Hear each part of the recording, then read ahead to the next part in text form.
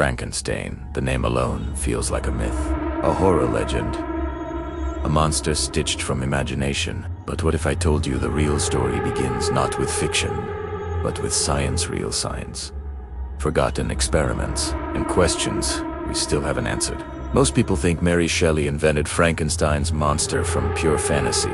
The truth is far stranger. She was surrounded by scientists obsessed with electricity, anatomy, and a radical idea: reanimation, not bringing back the soul, bringing back the body.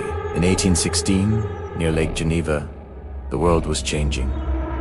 Storms cracked louder that summer, not just in the sky, but in laboratories. Shelley witnessed a lightning storm so violent, it felt like nature itself was rewriting the rules of life. But something else was happening indoors. Scientists believed electricity might be the key to unlock life, even after death. And they didn't stop.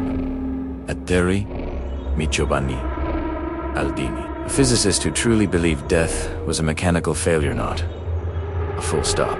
He experimented on executed criminals, applying electric currents directly to corpses. What happened next was documented, witnessed, and reported across Europe.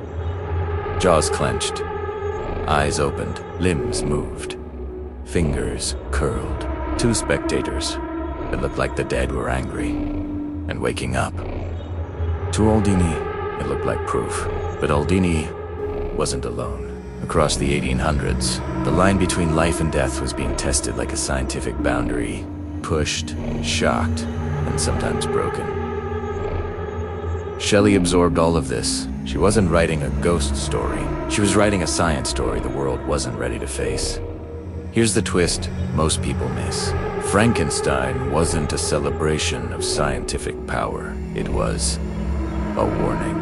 Victor Frankenstein didn't fear the monster he created. He feared the responsibility he ignored. The stitches were symbolic. The electricity was real. The horror was human arrogance. She was asking a question that still echoes today. Today, we don't use graveyard body parts. We use data. We don't shock limbs. We shock neurons. We don't call it reanimation. We call it eye neural implants, CRISPR, synthetic biology. The tools changed. The question didn't. What happens when creation becomes more powerful than understanding? What happens when intelligence is manufactured, but ethics are not? We're running experiments again, not on bodies, on reality itself. Frankenstein's monster was never the real anomaly. The anomaly was us. Because every generation believes they're the first to ask, can we bring it to life? Without asking, can we control what happens next? So if the experiment is still alive today, what will be our answer?